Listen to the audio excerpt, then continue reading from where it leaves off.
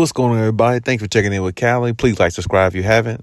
So, here lately, Russ has spoken about the stint he had with the Lakers and now his stay with the Clippers, and basically how, it's basically saved his career in so many words, and how it's basically gave him a newfound life in regards to his NBA career and his journey.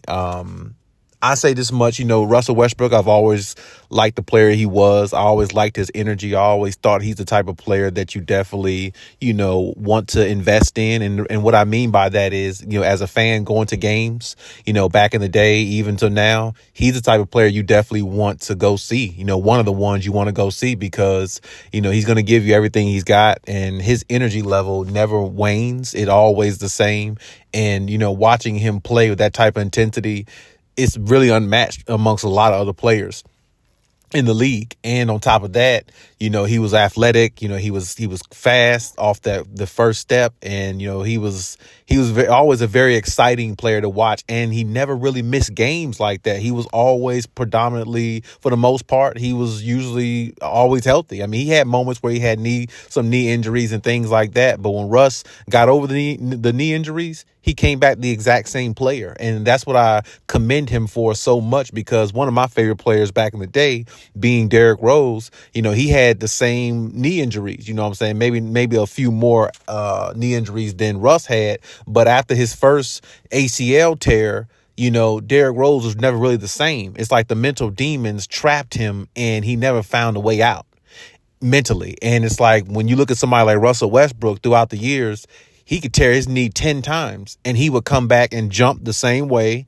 He would dunk on somebody the same exact way. And he really didn't give a damn. He really just went out there and was himself every single time. And that's something you really got to appreciate in players like Russ, because, he doesn't let the negativity get to him and bring him down, because he's so high energy. He's so high strung and high voltage. Like it just, nothing will ever hold Russ down. Russ is going to always find his way to the top mentally. And I think that's something that a lot of people don't cherish in players, especially some superstar players who come back and just be more dominant than what they were before they had a catastrophic injury. Also, another player that I can say another sport, Adrian Peterson, he was the same way. He tore his ACL, came back in like 8 months or something like that, and he broke the all-time running record. So it's like some guys are just built different. Some guys can deal with a high tolerance of pain and just keep moving and don't let it affect them. And I think that's the difference between Russell Westbrook and somebody like a Derrick Rose, where Derrick Rose was looked at as the better player at that time, in which I thought he was. But at the same time, in longevity terms, I guess, of course he's not, because he doesn't have that mentality that Russ has, what I'm saying? And I think that's something about Russ that a lot of people may not look at or appreciate as much. But nevertheless, Russ talks about, bringing that mentality and everything to the Lakers. And it was just so much drama surrounding the Lakers and things like that. And it was just so much going on. And he was just like the blunt of all the criticism. And I think, it's not really because Russ didn't play that well. I think it was more just because of LeBron James, if you ask me. Now, Russ will never come out and say that. But I mean, we've heard Kevin Durant say years ago, it's hard playing with LeBron James because of the expectation, not only because of that, but he gets all this, media attention and all this, everything that surrounds him. It's like your game has to fit with his. If it doesn't, you're going to get all the criticism. You're going to get all the blame, and you might feel like you're just as good as a player as he is, but it doesn't matter. They're going to tear you down to build him up, whether the team wins or loses. And I think Kevin Durant kind of made a good point about that. And Russ is a prime example of what Kevin Durant was saying years ago. Like, playing with LeBron James is okay because he's one of the greatest ever. My personal opinion, he's number 2. Jordan is always going to be number 1. But my thing is, playing with him, it's like you have to play a certain way. You really have to be like a catch and shoot type guy. You can't be a guy who has to have the ball in his hands and make passes and things like that, because that's what LeBron does. LeBron has the ball in his hands and make passes out to shooters when he's trapped. And if he's not trapped, he goes one-on-one at somebody and goes straight to the rim, draw fouls. He can shoot at times when he's hot, but he scores off of the perimeter shooting, the perimeter shooters around him. And that's where Russ really didn't fit.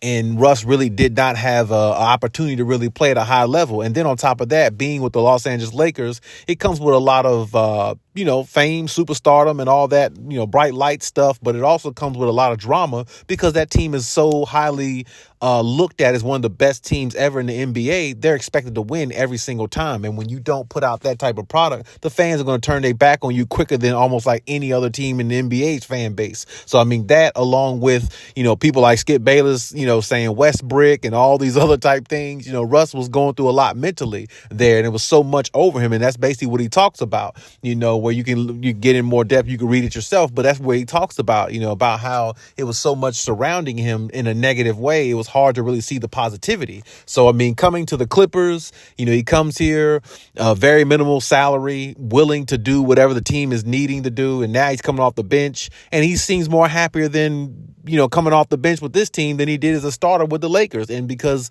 it's all working out, and Russ has learned to accept his role, and he's very happy with his role, and he does not, waver any. He comes in with the same energy, and just being with the Clippers really have boosted his career a little bit more, boost his stock back up. So, hypothetically, if it didn't work out with the Clippers, just saying, like, let's say he leaves this offseason or something like that, another team or two would definitely take Russell Westbrook, because it's like mentally them seeing how he's accepted his role, but at the same time seeing that, he still can go out there and put up big numbers when asked to, and not really a locker room distraction type guy like the Lakers kind of made him seem to be, at times, or how the media made him seem to be because of, things that were going on there.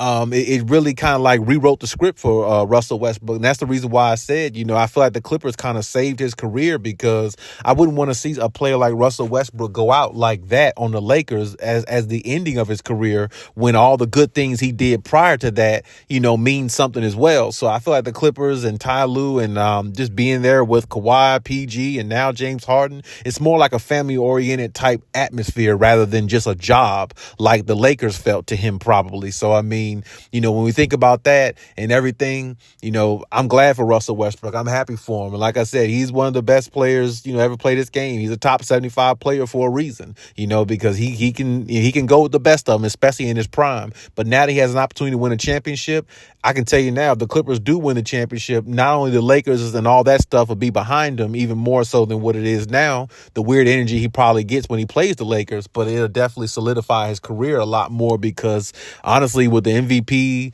he went to the finals before, All-Star MVP, led the league in scoring, I think 1 or 2 years. The only thing he's actually missing is a championship. So hopefully, the Clippers can help him achieve that.